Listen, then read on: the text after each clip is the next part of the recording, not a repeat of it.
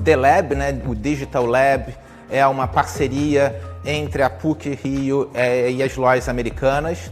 Ela foi estabelecida em 2016. O objetivo é criar um laboratório, um ecossistema, né, que envolva pesquisa em Big Data, em dados, em um grande volume de dados, né, que sirva tanto para o desenvolvimento de pesquisa pura, quanto para auxiliar as lojas americanas na sua tomada de decisão no dia a dia. Então, um laboratório que envolve professores do Departamento de Economia e do Departamento de Engenharia Elétrica da PUC do Rio, envolve alunos de graduação, alunos de mestrado, alunos de doutorado, né? Então, é um ecossistema muito amplo e um ambiente muito produtivo, onde os dois lados dessa parceria saem ganhando.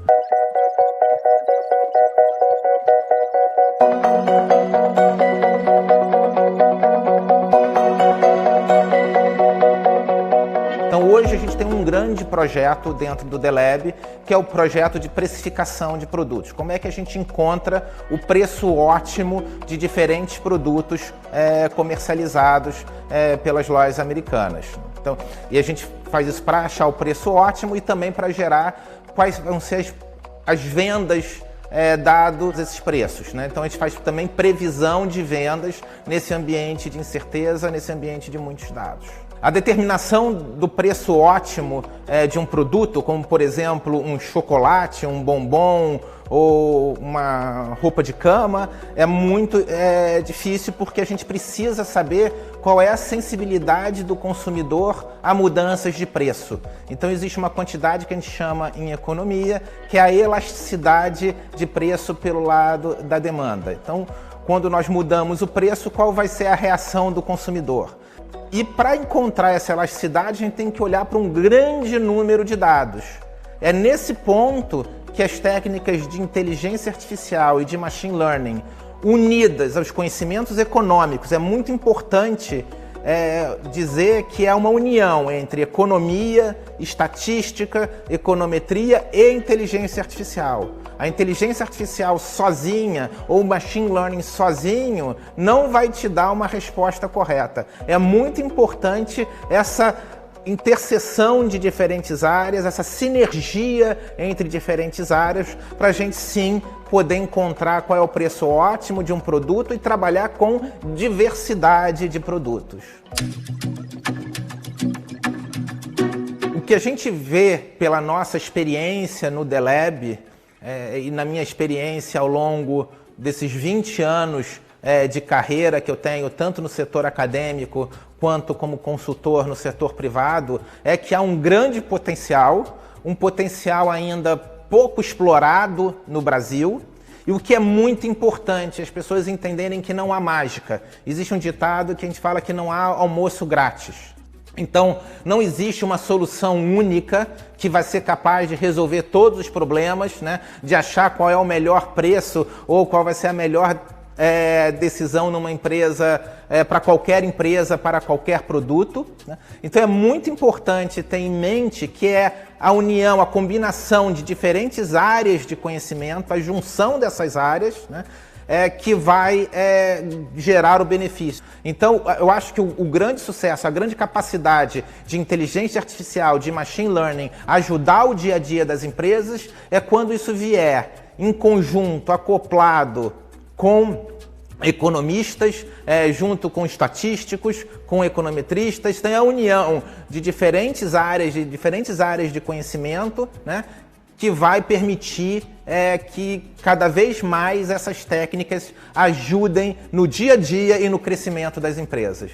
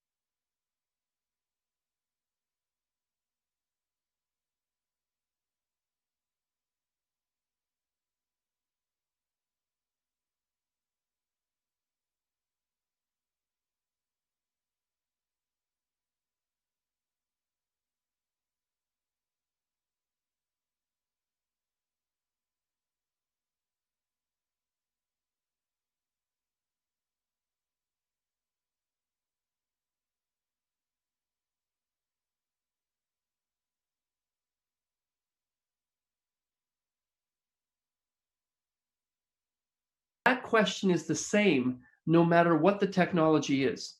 That question is, what does this reduce the cost of? What does it reduce the cost of? So, for example, in the case of the internet, economists studied the internet for a while and then said, okay, we understand. Internet lowers the cost of search. It lowers the cost of digital distribution of goods and services. It lowers the cost of communication. Same at the heart of Silicon Valley is the semiconductor industry. Economists studied the semiconductors for a while, and he said, okay, we understand. Semiconductors lower the cost of arithmetic. They make arithmetic cheap.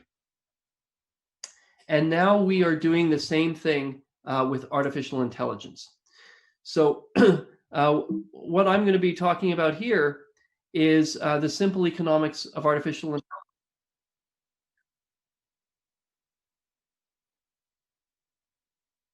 Sure. Is the audio okay now?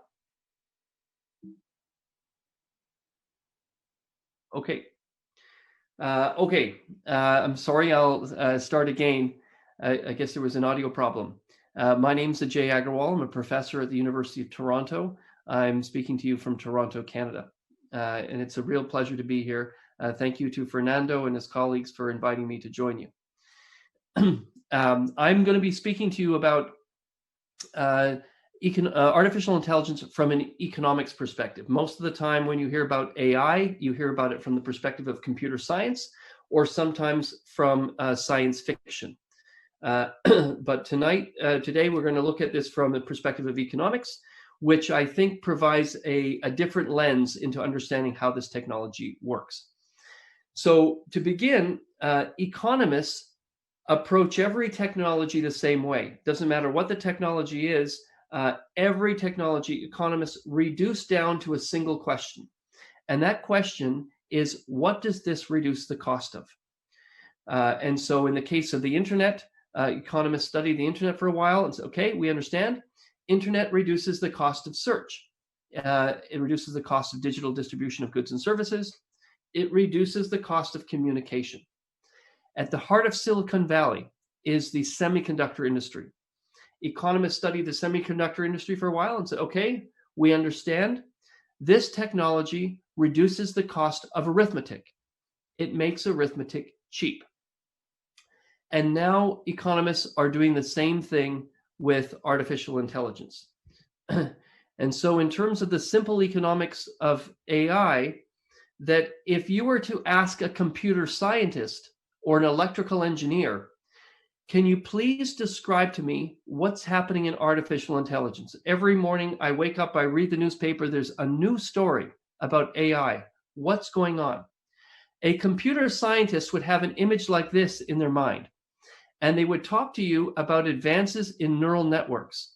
And they would talk to you about inputs and outputs of the network and the links, the nodes in the network and the links between the nodes and the statistical techniques for calculating the weights on the links. And they would tell you about things like gradient descent and backwards propagation.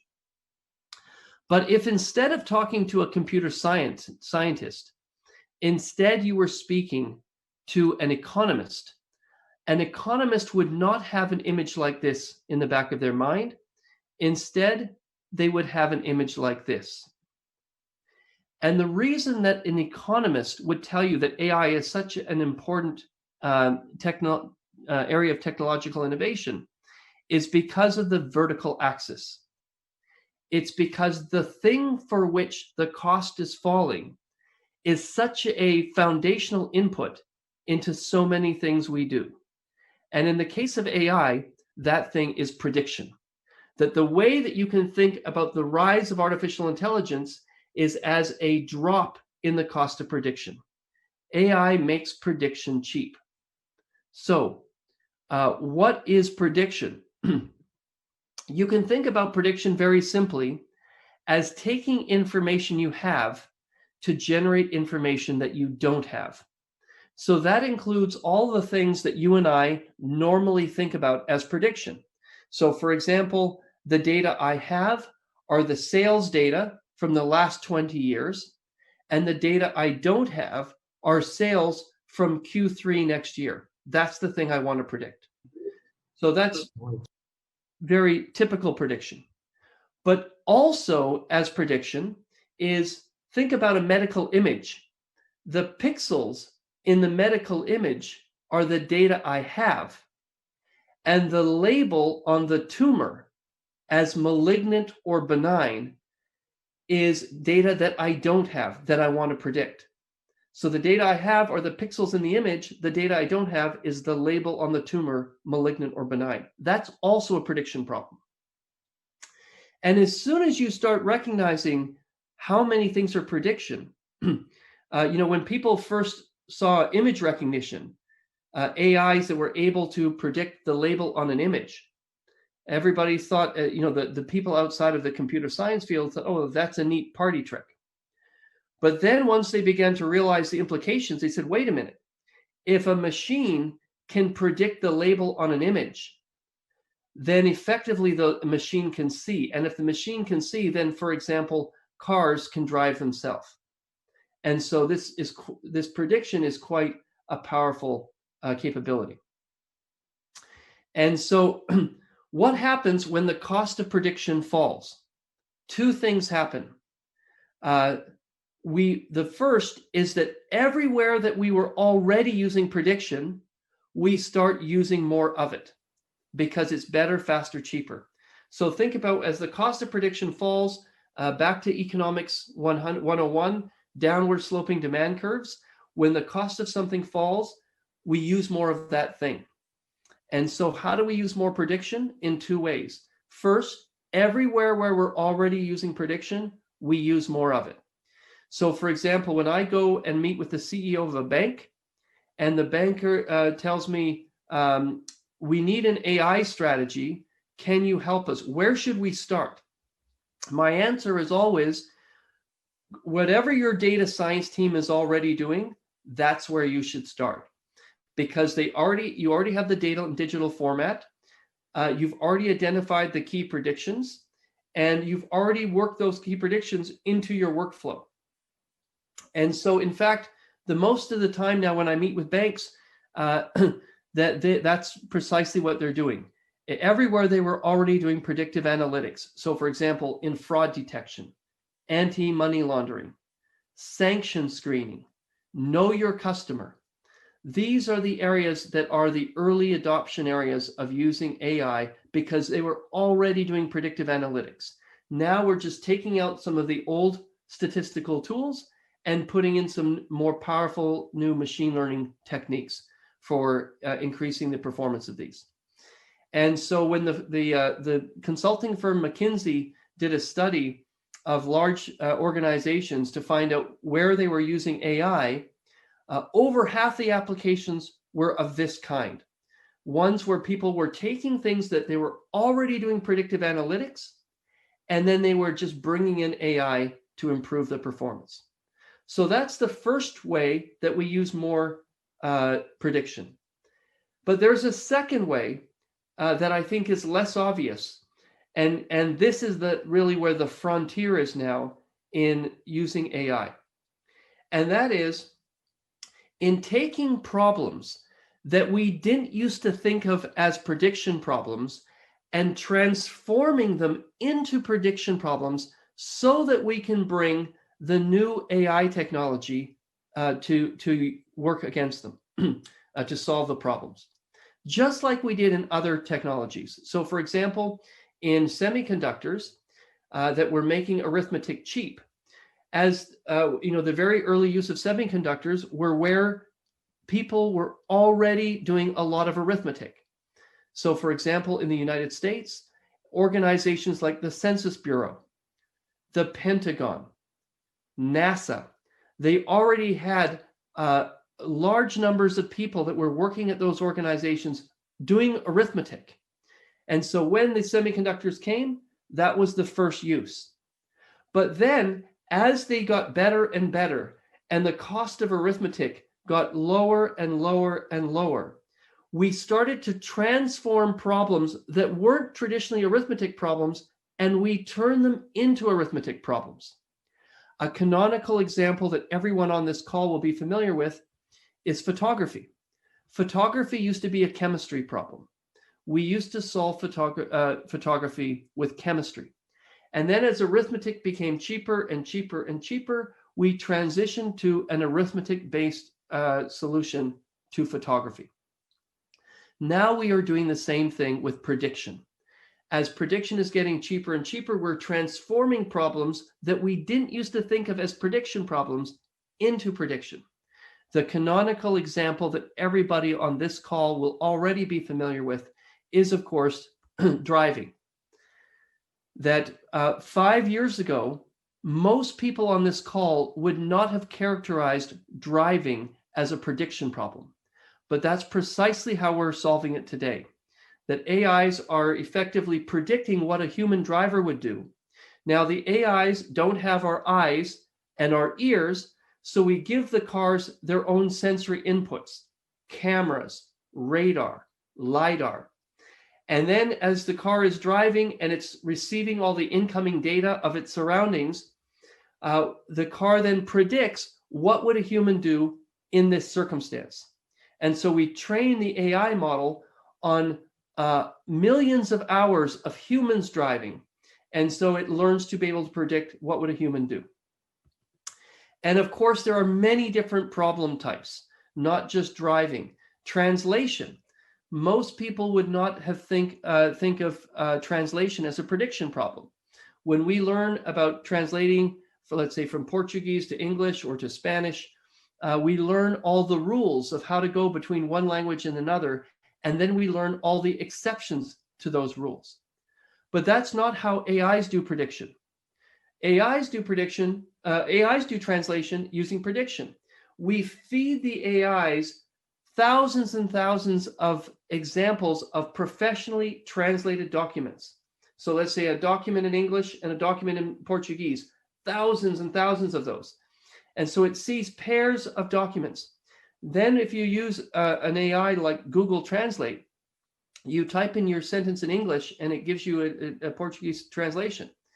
That the AI does not understand anything. It simply takes a character string and predicts what that will look like in another language. Same with fraud detection. Same with replying to your emails. Most people would not think of replying to their emails as a prediction problem. But if you use one of the smart email clients, where when you hit reply, it gives 3 suggestions at the bottom of the screen. That is Google, in this case, Google Inbox, has read your email and has predicted how you want to reply. It doesn't understand anything. Over here on the far bottom right is inspection. Inspection of in oil and gas or in heavy machinery. Right, that's usually done by humans. But inspection is a prediction problem. It's looking at a pipe and predicting, will there be a crack in the pipe? Will the machine have a failure? And all of that inspection is a prediction problem and is increasingly being turned over to AIs to solve. Okay, so that's the first half of my presentation. The second half, I'm going to make the points of what are the economic features of this technology that have led to such urgency. Why are companies investing so heavily, so fast into AI?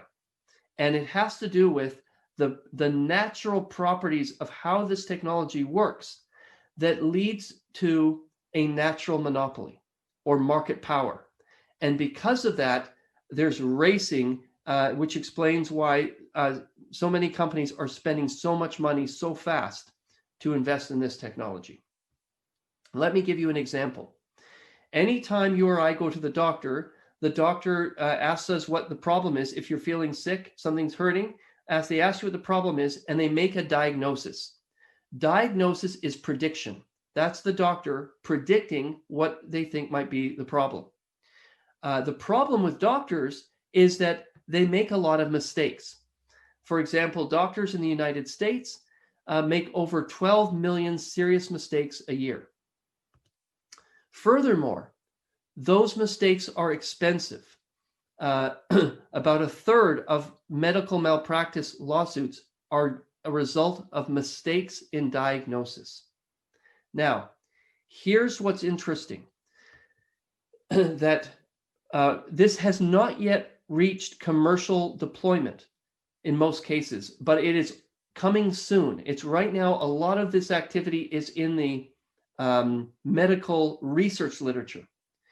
And these are studies demonstrating the power of artificial intelligence in medical settings, and they are being published in the very top medical journals like JAMA, the New England Journal of Medicine, The Lancet. And the reason they're getting published is because the results are so shocking. Most of these studies compare the performance of AIs to medical experts. And the reason they're getting published in the top journals is because the AIs are outperforming the doctors in so many different domains. AIs that are better able to read pathology slides than medical experts. AIs that are better able to read medical images than radiologists. AIs that are better able to predict suicide attempts than mental health experts. One area after another, the AIs are starting to outperform the doctors. So why does that matter? Well, this is one of the most prolific investors in artificial intelligence. He's based in California, and his name is Vinod Khosla. And when I hosted him at a meeting last summer, he made the comment, any radiologist who plans to practice in 10 years will be killing patients every day. It will only be their arrogance that lets them practice, because it would be criminal. They would be misdiagnosing much more than normal systems. So he means human doctors would be making more mistakes than AI systems. Now, he's different than many people in the sense that many people say things, but he's also putting capital behind his views. $25 million here, $50 million here, $100 million here. Now, some people look at the investments of people like Vinod and others that are like him, and they say, why are they investing so much so early?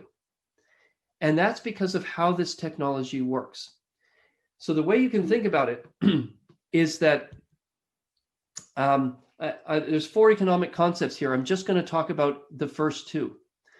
The first is this point, number 2 on my list, called marginal cost equivalency. In most of the offline world, when you have a high quality product versus a low quality product, they can both exist in the market because the high quality product costs more to produce. And because it costs more to produce, it's sold at a higher price. And therefore, if you go to, let's say, to buy a coffee, you can buy a high quality coffee or a low quality coffee. They both are provided in the market because you can pay more for high quality, pay less for low quality.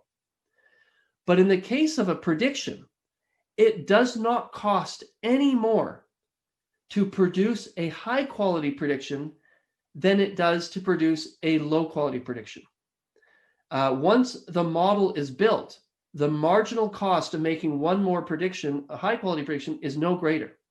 And therefore, who wants to use a second best prediction? So imagine there are 6 teams competing to build, let's say, a breast cancer early prediction artificial intelligence to do early prediction of breast cancer. Let's imagine there's 6 teams that are competing.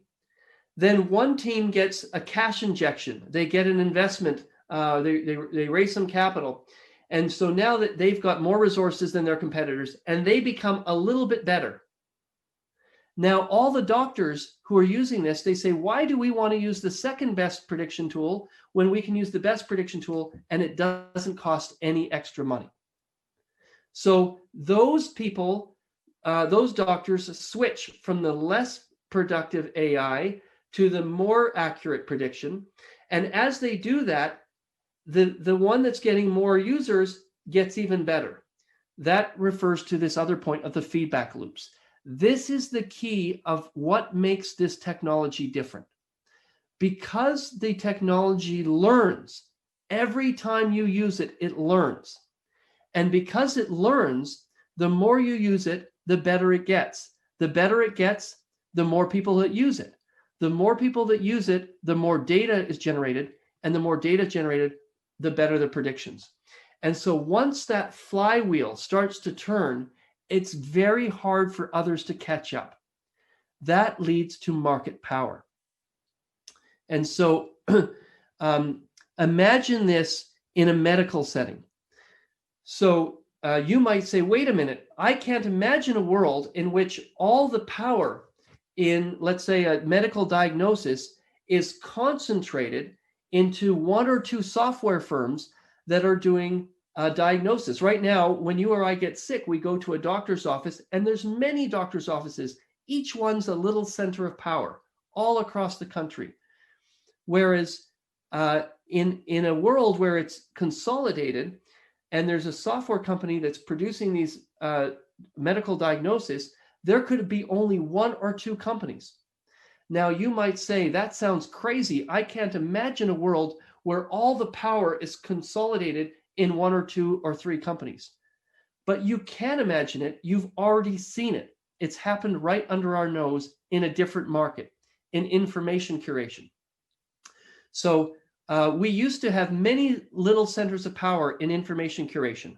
We called them libraries. Some of them reflected their power. This is an image of the Library of Congress in Washington. This is an image of the Bodleian Library at Oxford University. This is an image of the Vatican Library.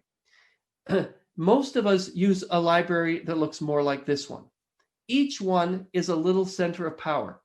Whenever we want information, we go to the library. I suspect very few people on this call today would have predicted 20 years ago that these two people working in a garage in California would build an artificial intelligence that was so good at predicting what information you wanted that it would consolidate all that power into just one or two companies. And so this is this technology. And furthermore, every time you use it, every time you, for example, go onto Google and you type in your query, Google makes a prediction and it gives you a list of the top 10 predictions. And every time you go onto the list and let's say you click on the fourth one on the list, Google says, oops, we made a mistake. We thought that was your fourth top choice, but you've just told us it was your first choice. You clicked on it first. And so Google updates the model. So every time you type in a search and then you click which link you want, you are training Google's model. So there are billions of us every day working for Google, improving their AI, and so the prediction gets better and better. This is the same thing. These are people in London, England, that are going to school learning to drive, to get what they call the knowledge to drive a cab around the city of London. And they spend 3 years learning the knowledge. And of course, now you or I can fly to London, rent a car at Heathrow, and open up our navigational app, and that predicts the best route between A and B, and we can drive just as competently as these people that spent 3 years learning the best routes at any time of day. And furthermore, we combine that prediction with a prediction of the demand and supply of rides in any neighborhood. And we have companies like in North America, the Lyft or Uber, and it becomes very hard now for any new companies to enter this market once those prediction engines become so good. I've spent a fair amount of time now in Washington, and this is in the driverless car market. And once again, I don't know who's going to win in the autonomous driving market, but these companies are spending billions of dollars racing each other, trying to get there first. Now, as soon as this becomes legal, and as soon as you're allowed to take your hands off the wheel, and have a driverless autonomous vehicle, I'm not sure which regulator in Washington, for example, in the US, is going to put up their hand and say, yes, it's also okay for the second or third best AI to drive. It's simply unlikely. In other words, nobody's going to want to drive the second best AI or the third best AI. And the more people that drive the best AI, the better it will get, because it just keeps learning and learning. So I'm going to stop there because I'd like to have time to take questions from Fernando. But this is the reason why there's such urgency and so much racing behavior and investment into AI, because it has the tendency to create market power.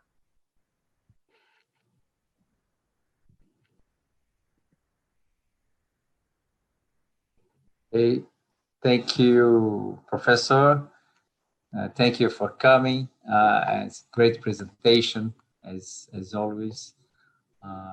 Thanks also B3 and Ambima for inviting Dinamo to participate in this panel. It's a pleasure to be here with Professor AJ. It's amazing how you were able to pack data science, AI, machine learning, convolutional neural networks, algorithms, and frame everything into the principles of basic economics. I think it's a really great job providing timely and valuable contribution to both fields, AI and economics. So maybe you can jump to the Q&A.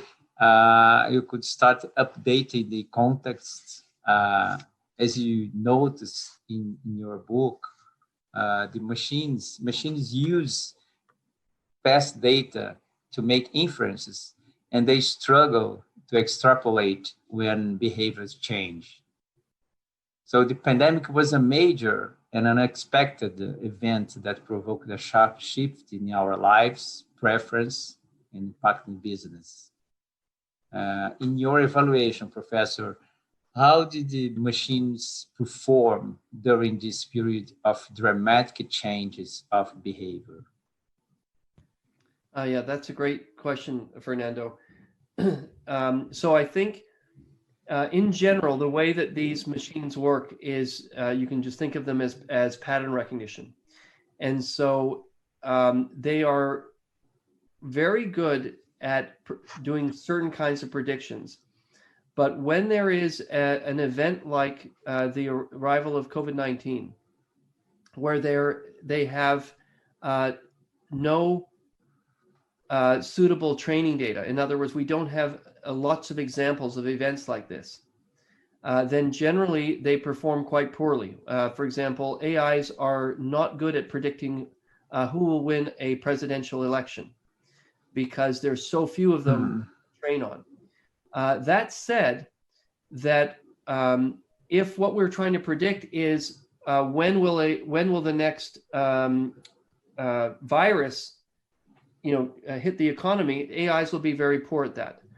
But if we are predicting, let's say, the daily movement of securities, like stock prices, or we're trying to predict traffic patterns, or we're trying to predict defaults on let's say mortgage payments because of people losing their jobs as a result of the economy shutting due to COVID-19, that the AIs are generally perform poorly at the initial moment of the shock, but then they perform they can perform quite well in terms of predicting based on think of it as they're not good at predicting the step function, but they're reasonably good at predicting the slope. So for example, the predictions of things like defaults on loans has been quite good because they're using these correlates where they see other things starting to happen. So they did not do a good job of predicting the initial shock, but then once the shock happened, they've been reasonably good at predicting some of the fallout. I see. So in environments of more radical uncertainty, it's tougher for prediction machines to work appropriately. Okay, as a follow-up question on that, do you think that machines could adapt in some way to incorporate the lesson learned during this unusual time of the COVID pandemic to inform better predictive models for recovery? Could they help to provide a better sense of the new normal ahead? So I think one of the important things to keep in mind here is that these are generally, think of them as they are very good at determining correlations, but they are not good at understanding causality. And so, these models are what I think of generally as atheoretical. There's no theory that is underlying the models, at least the pure AI models. Now, sometimes the AI models are combined with other predictive tools that are based on some kind of theoretical underpinning. But given that there's no theory there, they are not, anytime there is an unexpected shock, or for example, predicting the recovery, I would, our assessment is that they are likely to be good at, if, for example, if they are using input data like, let's say that AIs that is trying to predict loan defaults are using inputs like the job numbers, so unemployment numbers, traffic numbers, other things that they could potentially be quite good at making predictions even during COVID times once the models readjust to the fact that there's been a step function change in for example employment and auto traffic, but and shopping traffic and parking, AIs that use satellite imagery data to look at where how many cars are at shopping malls and all kinds of things like that to try and figure out people's consumer behavior and so on. But the most important thing to remember about these models is they are making statistical predictions that are atheoretical.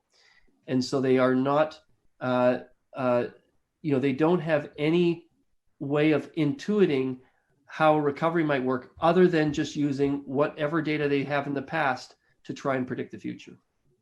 I see. The subject is very broad and there are many different angles to approach. Maybe you can jump a little bit more to the business environment. Okay, so for companies that are still thinking on start their AI journey, or those who are just at the beginnings of their way, what would you advise them? What are the key elements to build a robust AI strategy or roadmap? What they should most be concerned or care about? Sure. So I would say if the first thing is to keep in mind what AI can and cannot do. AIs are not magic. They are simply computational statistics for making predictions. And so we have in our book, Prediction Machines, we have something called the AI Canvas. And we use that with a lot of executives from businesses to help them figure out where they should focus their attention. And the main part of those canvas is to help to identify in the business where does prediction have a big impact on a core part of the business. So let me give you an example. Let's say in the case of the part of a bank that does car loans. So this is the part of a bank that's making loans to buy cars, or frankly any kind of loans. And let's imagine we're trying to the process where we're trying to decide whether to give someone a loan or give someone a mortgage or something. So the prediction is, will this person repay the loan? The judgment, human judgment, is what's the cost of a mistake? What's the cost if we give someone a loan and they don't pay it back, versus if we don't give someone a loan and they do pay it back. And so, in other words, what's the cost of a type 1 or type 2 error? And then what's the action that's impacted by the prediction? So in this case, the action would be either we give someone a loan or we don't give them a loan. And then lastly, what's the outcome? The outcome's either they repay their loan or they don't repay their loan. All of those, it's very simple. We just break it down into these 4 pieces.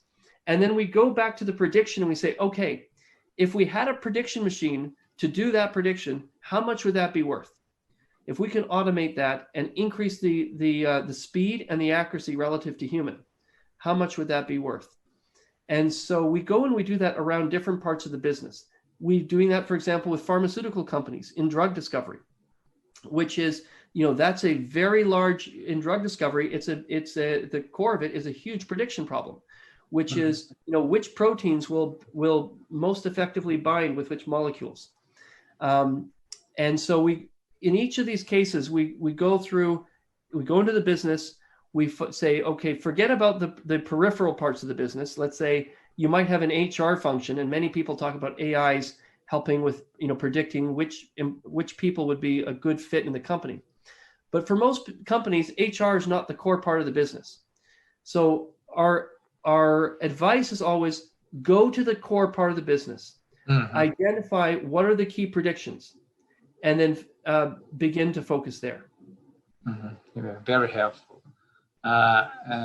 You have a huge experience and the creative destruction lab, looking at the companies in many stages. And what are the main obstacles or dilemmas that deprive companies from achieve the desired results of their AI strategy? Some people say people hiring, people training, IT infrastructure. Some people say the C-level involvement and corporate strategy, corporate cultural mindset. What are the main, please? Yeah. So in my experience, the biggest source of failure from AI in deployment is a lack of vision at the very top, at the CEO level. In other words, what do they want to achieve? And the sentence should have no reference to AI in the sentence. It should be, what's the key business objective? So for example, there was an executive I met from an airline, and they said, we want to be the best AI airline company in the world. And I said, I don't even know what that sentence means. In other words, I understand if you said, we want to be the airline that has the least number of late departures, or we want to be the airline that loses the least amount of bags, or we want to be the airline that has the highest customer satisfaction, like whatever they measure. And then AI is a tool used to optimize to achieve that goal. And so when the CEO sets a target, and then they say, okay, we're going to use AI to help us hit this target, and then they give the directions to, for example, the data science team, okay, you build the prediction model. And then they go to the other parts of the organization and say, okay, some of this is going to require change management, and we need to do whatever we need to do in order to hit the target. But it must be driven by a business target set by the top of the organization. Where it normally fails is when it's given the AI responsibilities given to the data science team. They are not driving the business. And so they go, they build some prediction models. Nobody knows what to do with the prediction models. I've seen this happen at banks. I've seen it happen in insurance companies, a whole bunch of data scientists. And I go and I meet with them, and I, the CEO says, oh, can you help me with the AI strategy? And I say, well, what are you doing already? And they say, oh, I'm not really sure. Go talk to the data science team. Then I go in and talk to the data science team, and they say, oh, look, we built these 5 AI models. And I say, well, why did you pick those 5? Why are you working on those 5 models? And they say, well, because that's the data we have, and so that's what we can predict. But that often is not what's lined up with the objective of the company. So, it reminds me of, there's this old vignette of a police officer who walks up to a drunk man who's standing underneath a lamppost, at nighttime. And the police officer says to the drunk guy, what are you doing? And the drunk person says, I'm looking for my keys. And then the police officer says, oh, did you drop your keys here? And the drunk person says, I have no idea where I dropped my keys. And the police officer says, well, if you have no idea, why are you looking here? And the drunk person says, well, this is where the light is. And that's what it feels like very often at a hedge fund, a bank, an insurance company. Meet the data science team. Why are you building this prediction model? And they say, because this is the data we have, rather than because this is the business objective that we're trying to do. Very clear. So we covered the situation of the companies at the entry level of AI adoption. But of course, there are many companies in Brazil and all over the world that already are engaged on AI projects. And one example was Lojas Americanas, which was Marcelo showed us, very good, Marcelo Medeiros video. Lojas Americanas has been using AI to set up prices. Another example is Lojas Renner. Renner is the biggest fashion retailer in our country, and Renner is using AI to predict sales as well, to increase revenues and reduce inventories. And they recently announced that 17% of its assortment are data guided by AI with no human intervention. So we see AI is growing market share among decision-making process inside companies. How do you see this? You see, we have to rely on data, we have to trust more each time more on data. How do you see this increase in market share of data-driven decisions? Are they nudging our judgments? Yeah. To use Professor Taylor expression, he was in the Congress 2 days ago. I think Professor Taylor's, he's had a lot of great insights in behavioral economics and on the little things that can nudge or change behavior.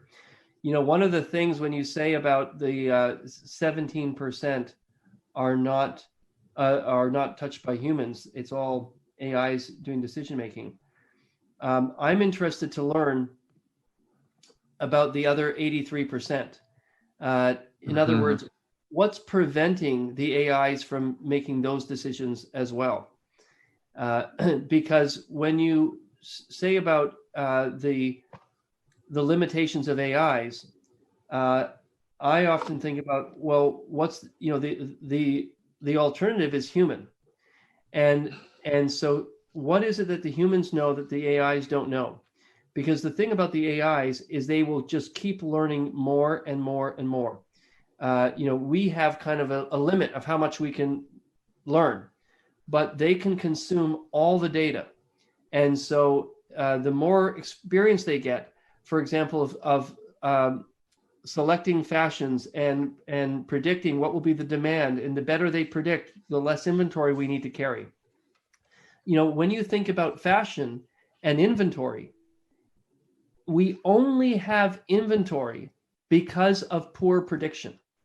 If we had perfect prediction, we should never have anything sitting in inventory. In other words, we predict that someone's going to need a fancy dress tomorrow, and so we make it today and send it before they even order it. Like, that would be perfect prediction. And so we would never have anything in a warehouse. There's many things that we have built into our business processes that are there because of poor prediction. And we don't even think about it as poor prediction. It just is. Like, for example, the reason we have a fancy lounge at the airport is because we have poor prediction of how long it will take to get from home to the airport. So we leave early, we get to the airport because we don't want to miss our flight. We get there early, and then we sit and wait in the lounge. If we had perfect prediction, we would not need an airport lounge. Same thing, a lot of the insurance industry is built structured in a way because we have poor prediction. And so like everything we do in terms of processing claims, when people file a claim in insurance, is because we're not sure when a person files a claim, is it a legitimate claim? Is it, are they asking for the right amount of money? Did the fire really happen? Did the damage really happen? Did something really get stolen? And so the better we can predict that, the less infrastructure we need at the insurance firm for doing all the verification, whether a claim is valid. Interesting. Connecting airport lounge to inventories. Amazing. But they are equals in this sense. Professor, there are many of our attendants on the financial space, and financial markets has a huge amount of data. We have a huge amount of trading by second, and we have a huge historical of data. And it's not surprised that it has been a space where data science and artificial intelligence are increasing their market share as well. We have this new terminology, quantamental. There is quantum analysis with fundamentals, and these things are getting together, are mixing. How do you see that? How do you see the role of data and artificial intelligence in the financial space? Are they going to substitute or displace some tasks? Are they evolving more happily, faster than in other places? Yeah, I mean, there's certainly it's moving very fast in this area, and a lot of investment going in there. And remember, this is not about AIs being perfect predictors. It's about AIs being better predictors than humans. And so everywhere in the financial services sector where there are jobs based on predicting what the demand and supply will be of, whether it's demand and supply of currencies, demand and supply of securities, any of this is largely prediction problems. And so it's not surprising that there's probably more investment in this application than in anywhere else. And think about it, the way I think about it is, think about a prior technology, spreadsheets, and accountants. In the past, accountants, I teach at a business school.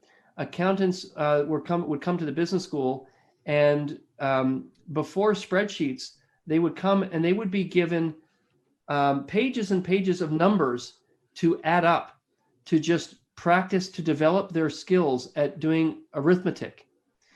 Now, after spreadsheets came along, nobody had to learn how to do arithmetic anymore because no human could ever do arithmetic as fast or as accurately as we do on the computer with spreadsheets. But we still have accountants. And accountants now, we don't value their ability to do arithmetic in their head. We value their ability of what they will do with the arithmetic calculations that spreadsheets do for them. And we expect similar things with AIs, because AIs have excellent prediction, but they have no judgment. AIs have no judgment. They are just computational statistics. So what we anticipate are the human roles in the financial services sector that rely on judgment in terms of what's the most effective use of those predictions. And so the race in financial services is going to be in the clever use of predictions. I don't think there's any hope of trying to have humans competing with AIs on prediction. They'll never win.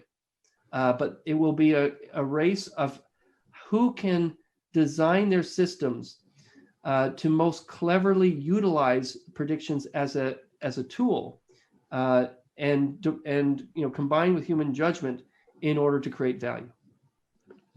Perfect. I'm going to take some questions from the audience and from the chat. There's one here. Do you think that AI algorithms will replace traditional models of statistics and econometrics for predictions? Will classical statistics become obsolete in markets and universities? That's a great question. Well, I don't think that statistical, probabilities and statistics is going to go anywhere very, very soon. Everybody still needs to learn that because in order to understand what's going on, students need to understand the fundamentals. They need to understand probability distributions and so on. They also, these AI models have a lot of strengths, but they also have weaknesses. One of those weaknesses is the interpretability of the output from the models. And so there's some applications where it's much better to use, something simple like a linear regression or some kind of, nonlinear techniques that are much more interpretable and straightforward than an AI model. So what I've seen so far in the most advanced courses in statistics is that machine learning is now one subject taught within a statistics program. It's become a big topic, but still traditional statistics are still part of the curriculum. Perfect. Another here, as you mentioned, consider the market power that like to come with AI adoption. And despite the consumer are better off because of it, should government act in any way? If so, how to detain the market power that you mentioned it before? Right. Yeah, that's a great question. That's really going to be a country by country decision. That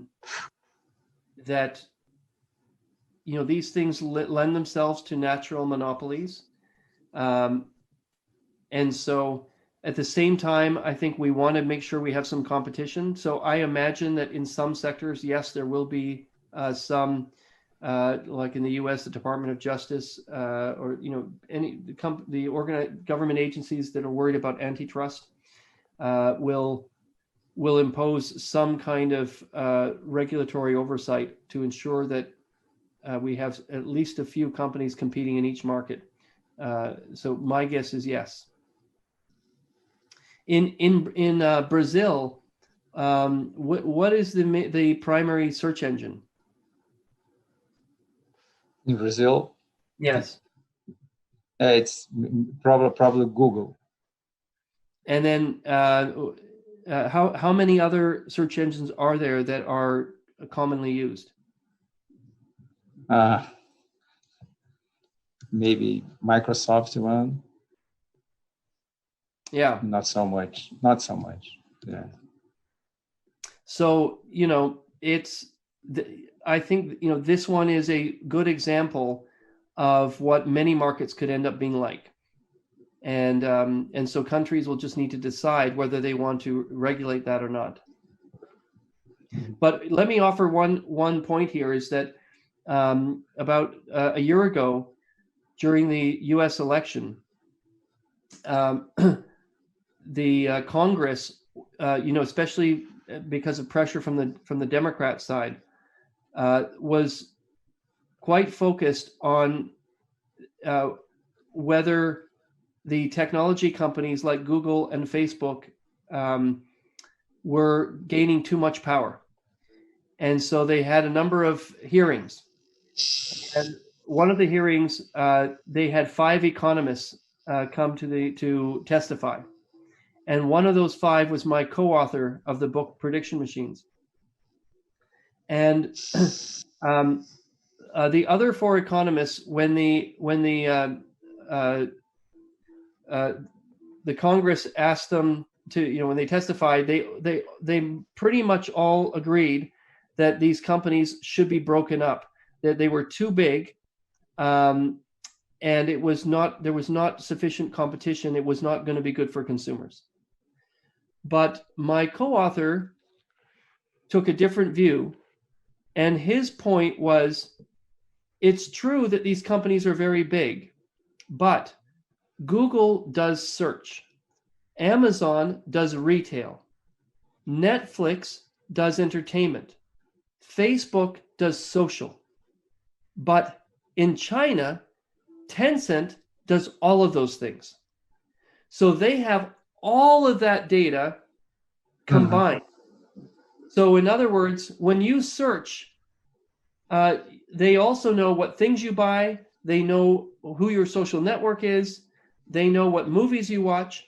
And so they're able to combine even more data to make more accurate predictions. And so what my co-author said is, I know these companies, Google and Facebook and so on, are big, but they may be our last line of defense against even more powerful foreign competition. Amazing. And professors, these people more skeptical on the AI uses to mention the problems that the algorithms are like the bias, the prejudice. Do you have a few words on more on this ethical or moral perspective? Yeah, so that's a great question and a very serious issue. So, there have been a number of cases where the AIs have been shown to learn the bias of humans and sometimes even amplify it. So, for example, AIs used in HR, in hiring, and they learn from past data and they become very biased. And for example, they learn that that there's a higher likelihood of hiring someone if they're male, or if they are of a particular ethnicity or something. And so then they start to behave that way. So that is a concern. But I would offer 2 points on the other side. The first one is that what they learn from is the biased human behavior. So it's very important when we're thinking about what AIs can do is to compare them, not are they perfect, but are they better than the alternative, which is human. The second thing is that AIs can be trained to become better than humans. Let me give you an example. There was a team out of the University of Chicago that built an AI to predict the decisions that judges make about bail. So when somebody's charged with a crime, a judge decides whether they have to wait in jail for their case to be heard, or whether they can be granted bail and they don't have to wait in a jail cell. And so what they did is there's bail decisions made about 10 million times a year in the United States. They took historical data and they trained the AIs to predict what would a judge do when it's given the background information of the defendant. And they built 2 AIs. The first AI, they told, learn to predict what a judge would do. And then they gave it about 90% of the data, and it trained the model. And then they gave it the 10% that it had never seen before, and it made the predictions. And that AI was so good that it was indistinguishable from human. The bail decisions it made were no different than a human. Then they built a second AI. And rather than telling it to predict what a judge would decide, they built the model to predict what the defendant would do. Would they flee, or would they adhere to their bail and show up at their court hearing? And what they found with the second AI is it became superhuman. It became much better than the judges. It had learned to predict what the defendant would do rather than what the judge would decide. And so, first of all, that AI was able to, holding the crime rate constant, reduce the number of people that were held in jail by 25%. It's quite a big number. And furthermore, not only did they reduce the number of people that were held in jail, but it disproportionately reduced the number of African Americans and the number of Hispanics. So in other words, the AI became much less biased than the human judges when it was designed to predict their behavior rather than designed to predict the decisions that a judge would make. Amazing. And in this sense, there are other properties of human intelligence that people say that maybe AI is still lagging, like common sense, intuition, subjective. You mentioned in the book, abstraction, analogy. How do you think AI will evolve to fill up this? I don't think an AI will ever do that. I think of that like saying, if I think of all the things that electricity can do, and then saying, well, when will I get compassion or friendship from electricity? Never. That's not what electricity will ever do. Same with an AI does prediction. It will never have common sense. It will never have abstraction. Now, it might be able to predict. In other words, it might be able to predict what somebody with common sense would do. And so it could give the illusion of having common sense, but it will never have common sense. It will only be able to predict. AI is simply computational statistics. Perfect. So, Professor, we're running out of time. It's was amazing, very interesting and broad subjects. I would like to thank you a lot, and also thank you, Marcelo Medeiros, for the video, for the contribution. And Professor, it was insightful and delightful conversation for me. Thank you very much for the opportunity. Fernando, thank you. And it was a pleasure to meet you a few days ago when we met to prepare for this session today. So thank you very much. That's